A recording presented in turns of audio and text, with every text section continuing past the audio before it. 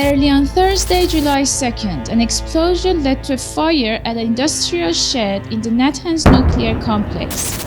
Later, it was disclosed that the over-the-ground building was used for development and assembly of centrifuges. After being assembled and going under dry runs, centrifuge machines are then taken to the underground facility for enriching uranium.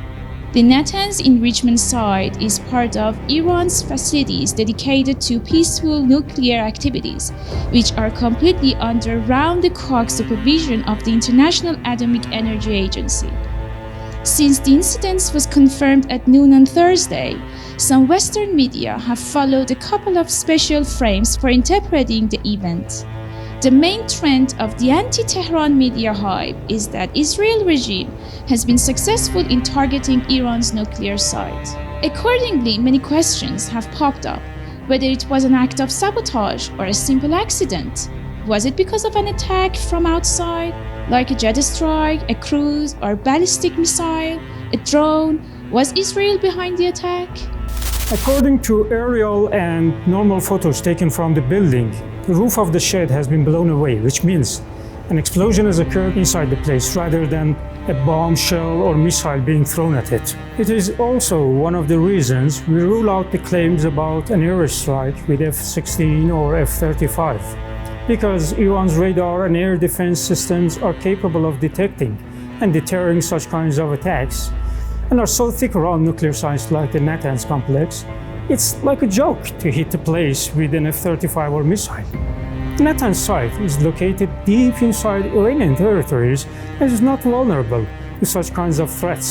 So now we have the question, what has been the source of the explosion and whether it was an accident or an act of sabotage? To me, it looks like an act of sabotage because the building was used for assembly of centrifuges, and based on the protocols for such places, there could have been no flammable materials inside.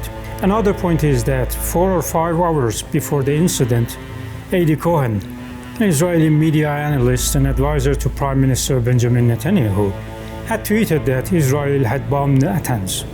Cohen cited Western intelligence sources as saying that Israel bombed Natanz with F-16 fighters and used the airspace of a neighboring country to carry out the operation. So the tweet makes us believe that the explosion was not an act of accident. But does it mean that Israel was behind the attack? I don't think so. Because Israel is so vulnerable when it comes to confronting Tehran, and Tel Aviv is not after a narrowly self-destructing move to trigger Iran's retaliation.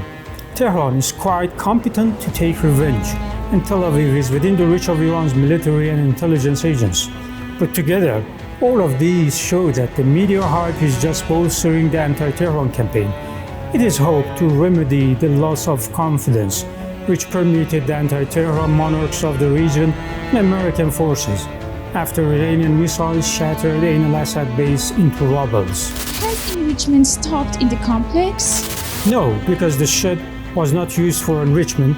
It was, it was used for assembly of centrifuges, and nuclear materials are handled in the underground part of the site, which is totally immune to any airstrikes or missile attacks. Has there occurred any radioactive radiation or leakage?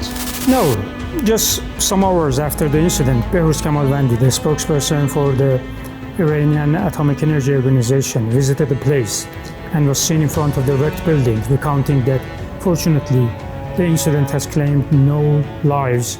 Besides, none of overground facilities in the Natanz complex is dealing with uranium or any other kind of nuclear material. So how it has happened?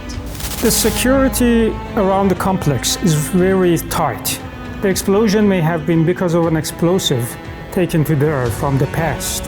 The blast also reminds us that Tehran was right to worry about US influence over IAEA inspectors. Blast tried to take an explosive into the complex failed in October 2019. Authorities barred a female IAEA inspector who had tested positive for suspected traces of explosive nitrates from entering the Natanz uranium enrichment plant on October 28th. A detector for explosive nitrates went off when the inspector attempted to enter the enrichment plant. Iranian authorities repeated the inspection, but detection equipment kept showing that the individual had the substance about her person. The woman sneaked out to the bathroom while officials were looking for a female employee to search her. After her return, the alarms didn't go off again, but authorities found contamination in the bathroom, and later on, her empty handbag during a house search. At the time, the US got very angry with Iran and started a media campaign claiming that Tehran has violated the code of conduct in dealing with the IAEA inspectors. But now that we can see the result of the latest US sabotage operation in the Natanz complex, once again we have to admit that Washington abuses international institutions for furthering its own legitimate agenda.